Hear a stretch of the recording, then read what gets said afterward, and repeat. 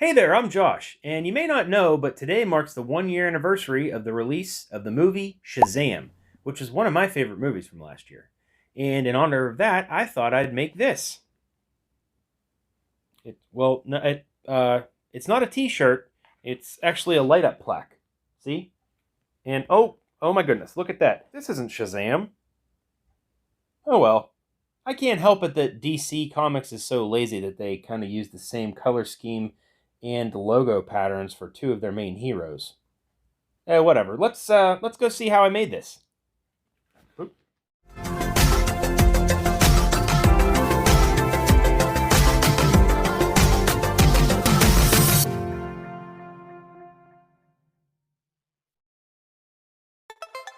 If you haven't seen it already, I made another one of these plaques about a year ago, and it's the Green Lantern symbol.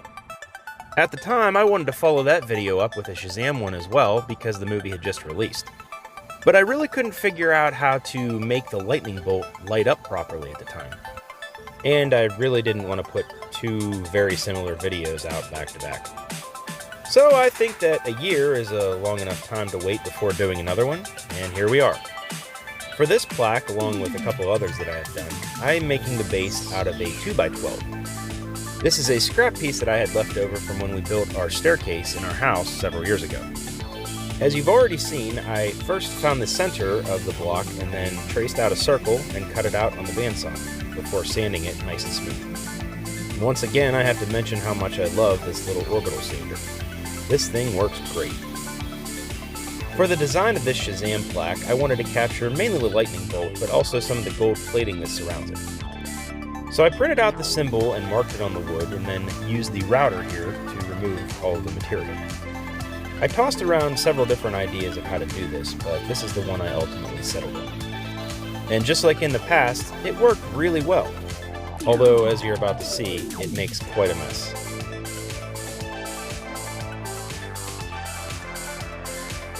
Once all of that inner material was removed, I used the orbital sander once again to smooth it.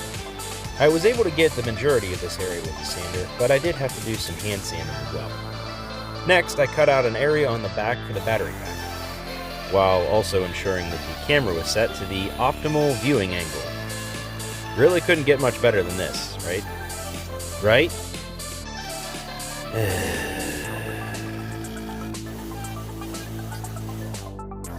Anywho, I went ahead and cut a little keyhole slot on the back to hang it as well.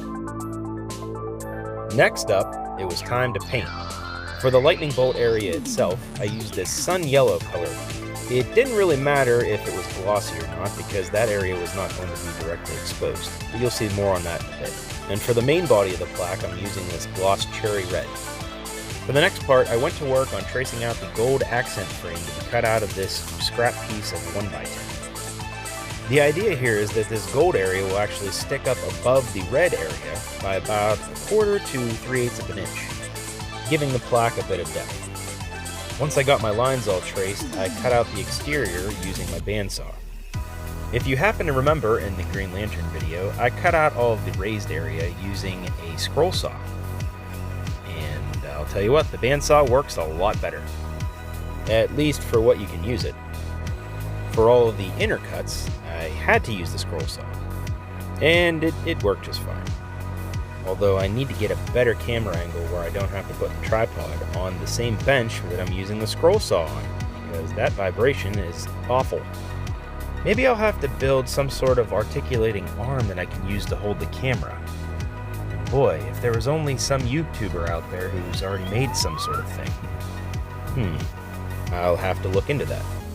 Anywho, I also wanted to add some of these little accent line thingies here on the symbol as well.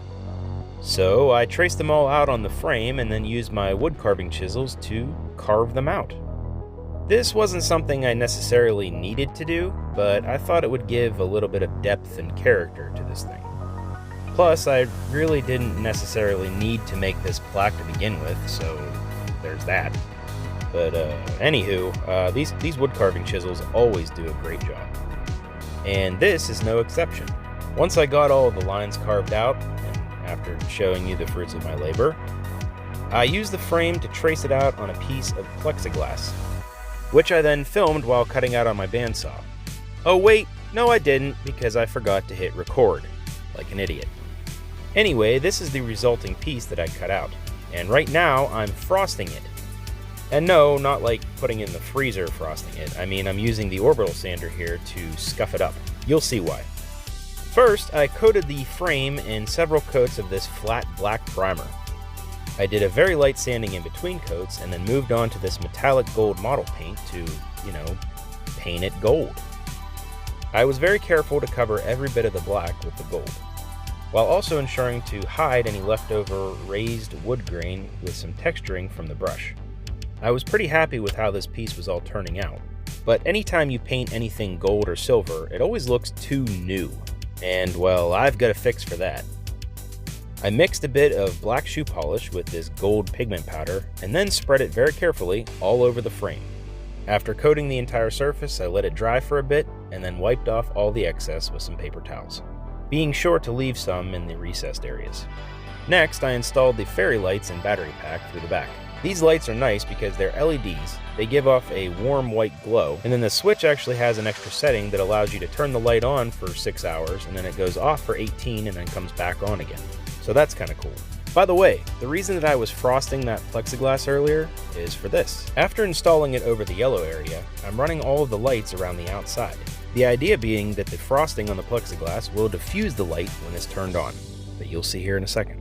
All the screws that I installed to secure the lights and the plexiglass will act as standoffs for the frame. I installed 2 screws through the back to secure the frame into place as well, and then the plaque was done. I can't tell you how much I like how this thing turned out. And while, like always, there are a couple things that I learned to change for next time, overall I think the design worked out well. These battery-powered LED lights work great. So much so that I'm certainly glad that we bought a buttload of these on clearance after Christmas last year, and I'll have plenty to use for some more light-up plaques that I plan to do in the future.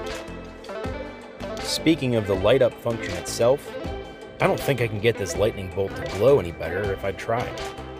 The frosted diffusion worked way better than I thought it would, and it's definitely a trick that I'm going to remember to use again in the future. I'm completely thrilled with how good this thing looks.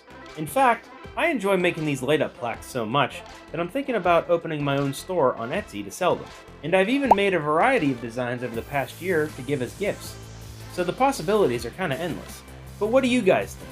Let me know in the comments below. That about wraps it up for this one. I hope you guys enjoyed this video. And if you did, please be sure to like and subscribe below.